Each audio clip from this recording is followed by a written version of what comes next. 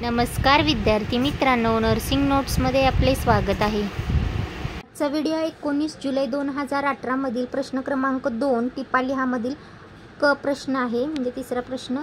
त्याच्यामध्ये विचारले परिचर्या संशोधनाचे महत्त्व किंवा नर्सिंग संशोधनाचे महत्त्व। तर बघूया पहिला पॉइंट, परिचर्या प्रशिक्षण व कृती प्रणाली सुधारण्यासाठी। परिचर्या मानके म्हणजे स्टँडर्ड विकसित करणे व सुधारण्यासाठी। तिसरा आहे दैनंदिन कामातील अडथळे सोडवण्यासाठी।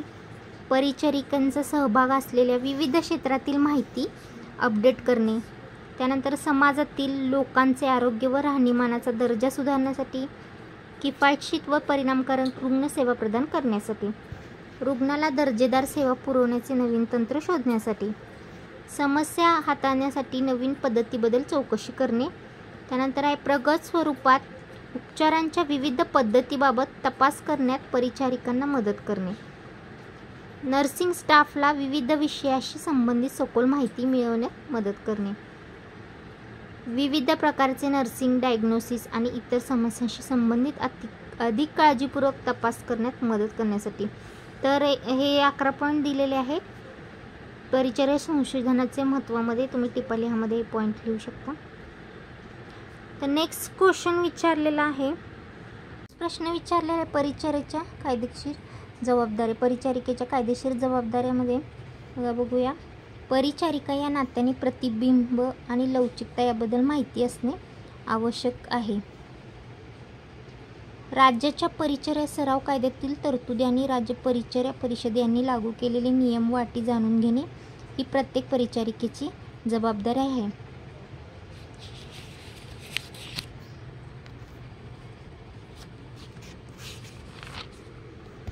त्यानंतर आहे आपले स्वतःचे रजिस्ट्रेशन नूतनीकरण करून घेणे ही प्रत्येक परिचारिकेची जबाबदारी आहे। राजकारणात सक्रिय सहभाग घेऊ नये, तसेच घेतल्यास निदर्शनास आल्यास सेवेतून निलंबन करण्यात येते। त्यानंतर आहे परिचारिकेचा व्यावसायिक, शैक्षणिक व आर्थिक दर्जा उंचावण्यासाठी प्रयत्नशील राहणे। परिचारिकेची मानके, संस्थेची धोरणे व कार्यपद्धती पूर्णतः परिचित असाव्यात। परिचारिकेस बाहेरील प्राधिकरणाशी थेट संवाद साधता येणार नाही। सोशल मीडिया, न्यूज चॅनल, पत्रकार यांना रुग्णालयाची माहिती, वर्तमान स्थितीविषयक माहिती व्यवस्थापनाच्या पूर्व परवानगीशिवाय देता येत नाही। हॉस्पिटलमध्ये ड्युटीवर असताना संस्थेच्या आवारात दारू किंवा अंमली पदार्थाचा वापर करण्यास सक्त मनाई असते, हे परिचारिकेस माहिती असावे, त्यामुळे संस्थेतून निलंबित केले जाऊ शकते। हे थोडं आपल्या शब्दामध्ये हे उत्तर फिरवायचं आहे, कारण खास परिचारिकेच्या कायदेशीर जबाबदाऱ्या दिलेल्या नाही आहेत, तर यातूनच आपल्याला उत्तर काढायचं आहे। तर नेक्स्ट पॉईंट बघा, शिस्तभंगाची कारवाई वस्त निलंबित केलेल्या व्यक्तीस पाल्याच्या आदेशाशिवाय सेवेत रुजू करता येणार नाही किंवा केले जाऊ नये। संप, मोर्चा, निदर्शने तसेच इतर विघातक कृत्यात सहभागी असल्यास निदर्शन आल्यास शिस्तभंगाची कारवाई केली जाते, हे परिचारिकेस माहिती असावे।